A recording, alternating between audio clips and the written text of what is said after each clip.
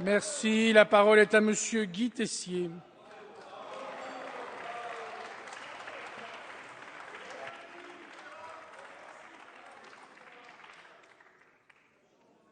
Merci, Monsieur le Président.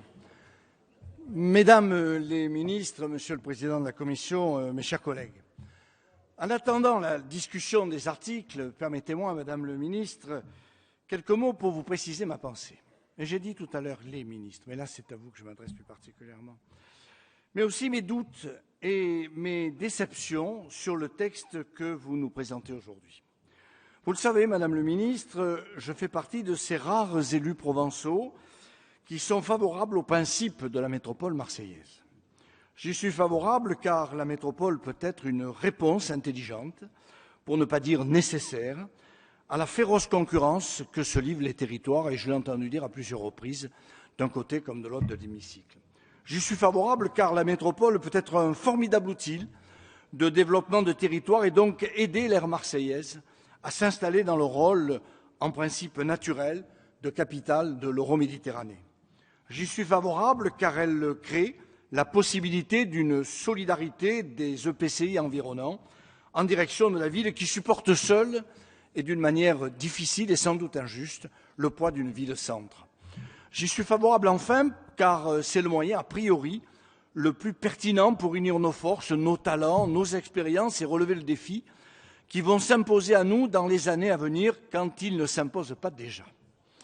Je veux parler bien entendu du développement économique, d'un schéma de transport cohérent ou des enjeux d'urbanisme, par exemple. Toutefois, le mécanisme institutionnel que vous nous présentez ressemble davantage à un objet institutionnel inquiétant qu'à un outil simple, efficace, réactif pour nos populations. Et là réside le premier écueil de votre texte. En effet, entre le Conseil de métropole, la conférence métropolitaine des maires et les 6 conseils de territoire que votre projet de loi établit, vous proposez de mettre en place une structure lourde dans son fonctionnement et surtout coûteuse pour les contribuables. Là où nos administrés sont en droit d'attendre de la simplification, il me semble, Madame le Ministre, que vous complexifiez. Là où nos administrés sont en droit d'attendre de la réactivité, me semble-t-il, vous alourdissez. En effet, à mon sens, le premier principe qui aurait dû conduire vos réflexions aurait dû être l'allègement de notre millefeuille administratif, comme ça l'a été dit par mon collègue Albarello à l'instant. Je vous l'ai dit, Madame le Ministre, à l'occasion de nos entretiens préalables, j'ai d'ailleurs déposé des amendements en ce sens, qui d'ailleurs tous ont été repoussés en commission. Vous auriez dû saisir l'occasion, Madame, de ce débat pour supprimer, je pense, à l'instar de Lyon, l'échelon départemental, comme cela a été fait pour la métropole lyonnaise, et à minima accepter nos propositions de donner à la future métropole la compétence exclusive de la gestion, entre autres, des voiries, y compris départementales. Tout comme, à mon sens, vous auriez dû reconnaître l'intérêt ou la pertinence, c'est selon, de donner aux métropoles et aux régions seulement la compétence de la promotion du territoire.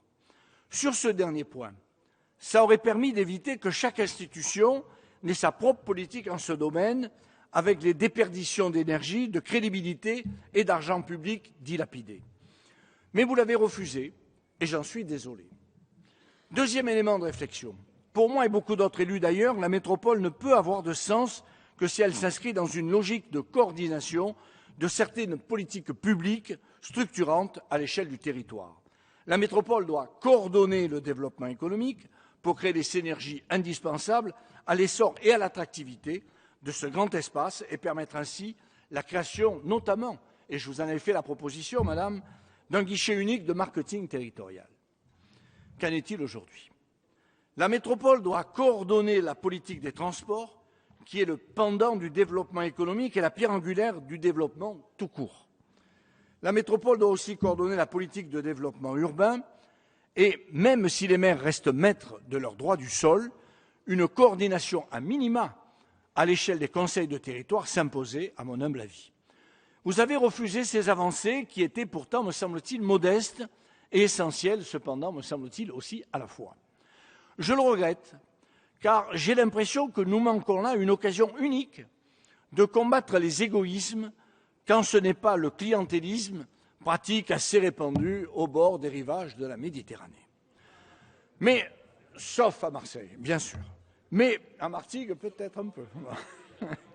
Mais ma vraie déception tient au fait que face à cet objet institutionnel inquiétant, vous n'avez pas pris l'option de permettre aux communes et aux maires d'arrondissement qui le souhaitaient de se réapproprier un certain nombre de missions de proximité.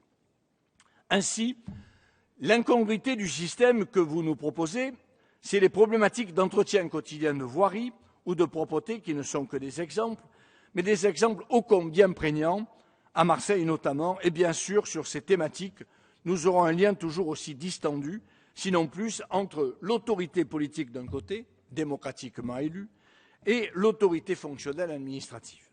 C'est déjà un écueil sérieux aujourd'hui, ça le sera encore plus demain. Si les maires de plein exercice ou d'arrondissement ne maîtrisent même pas ce type de compétences, vous renforcerez à votre corps défendant la frustration chez les élus et l'incompréhension chez nos administrés. Une occasion ratée. Cette frustration, cette incompréhension risque d'être d'autant plus tenace que le président de la métropole ne sera pas élu au suffrage universel direct et qu'avec ce système, la cogouvernance ou la gouvernance partagée sera érigée en mode de gestion. Bref, nous aurons un président de métropole proche d'un président de conseil général ou d'un président du conseil de la Troisième ou de la Quatrième République, englué dans des accords à court terme plutôt qu'un président prêt à mener une politique clairement identifiée et voulue par les citoyens. Alors, Madame le ministre, autant vous dire qu'à l'instant où je vous parle, c'est une grande perplexité qui m'anime.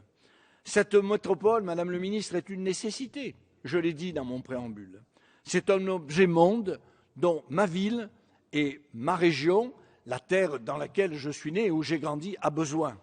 Mais, vous l'avez compris, ce que vous nous proposez me déçoit. Ma conception est d'autant plus grande que sur une réforme de cette nature, on aurait pu espérer un vrai débat parlementaire constructif. Or, le rejet de tous nos amendements laisse à penser une volonté de confiscation du débat parlementaire, une volonté de s'en tenir aux travaux du Sénat. Mais la vérité, c'est qu'avec ce texte, nous sommes très loin de l'esprit de la loi de décentralisation de Gaston Defferre. Aussi, à ce stade, Madame le ministre, mes chers collègues, je réserve mon vote et je vous remercie de m'avoir écouté. Merci.